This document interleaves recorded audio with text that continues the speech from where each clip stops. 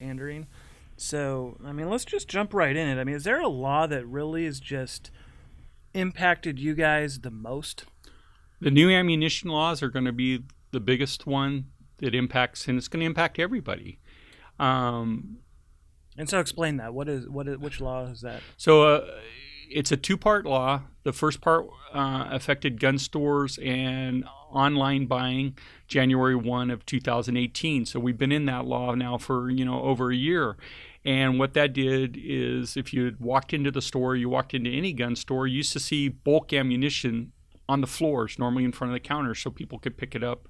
That the first thing that law said was you can't have direct access as a customer to the ammunition without having somebody hand it to you working with an employee.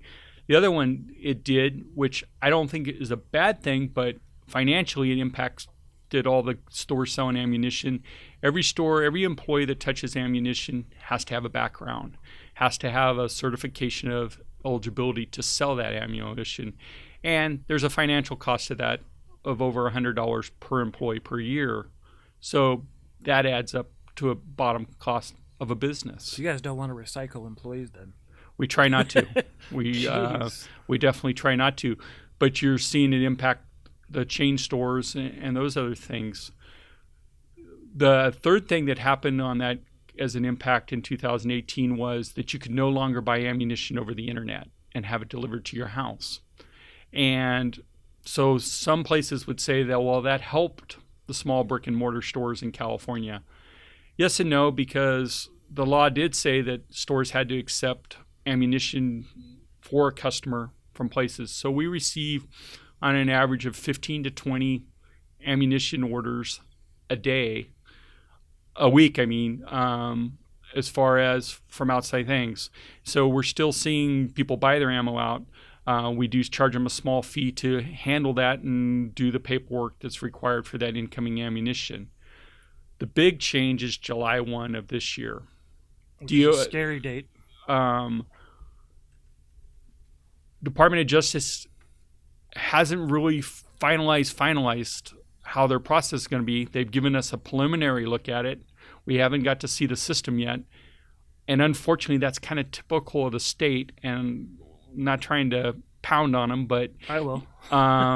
It's so each person, whether they buy one box of ammunition, a case of ammunition, or 10 cases of ammunition, is going to have a background check.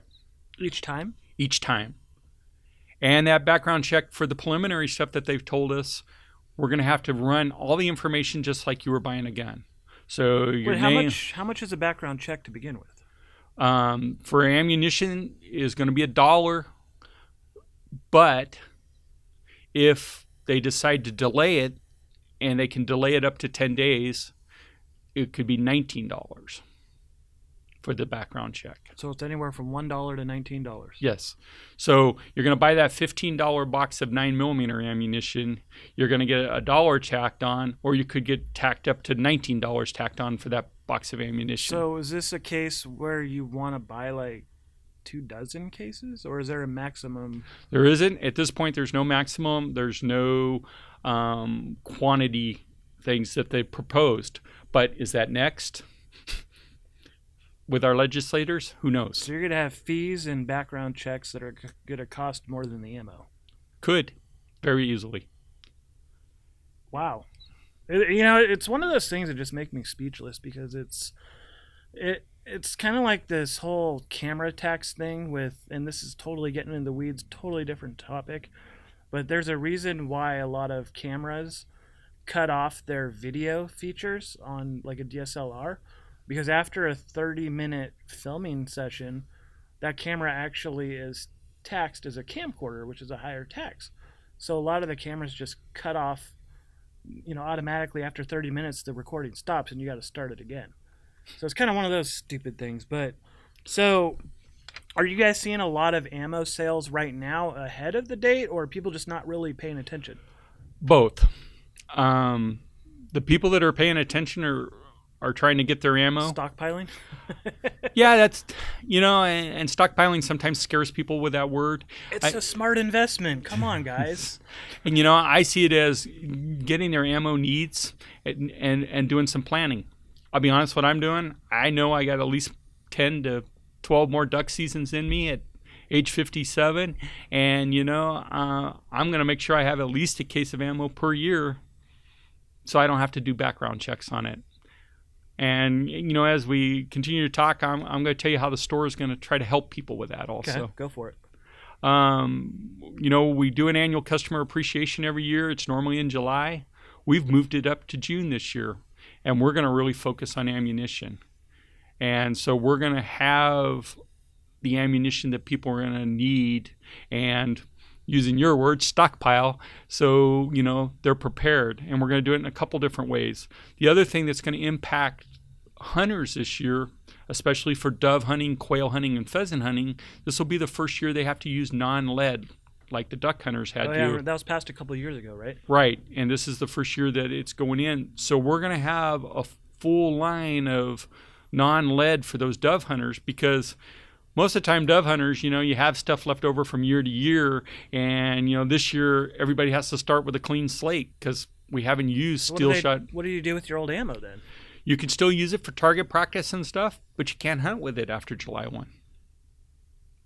Okay, well. It's another California thing, Mike. You just kind of have to. Well, if it's good on the range, why is it not good in hunting? Because they are worried about the birds and everybody else getting a little lead in them. Okay. Well, another day we'll have a talk about trying to ban lead sinkers in the Delta. No, I remember they were trying to do that, but so in a sense, with everybody stockpiling ammo for the most part, you yourself are doing it. What about future revenue at the hook? Because you're all buying it right now. Everybody's still going to need ammunition, You're still going to need the one-offs and everything like that, and everybody's going to want to try the background check once just to see if it really works or not. I'm worried about staffing. We're going to have one person on Saturdays and Sundays probably just selling ammunition because it's going to take 5 to 7 minutes to get a box of ammo. The background check's supposed to take 60 to 90 seconds, but that's in a perfect scenario. Yes, perfect scenario. And so what if the internet goes down? Then we're stopping sales for a while. What if we overload their system? Remember when the people were having to register their assault weapons, DOJ went down for 24 hours because there were so many people trying to get on their website to do that. Yeah, no, it's nuts.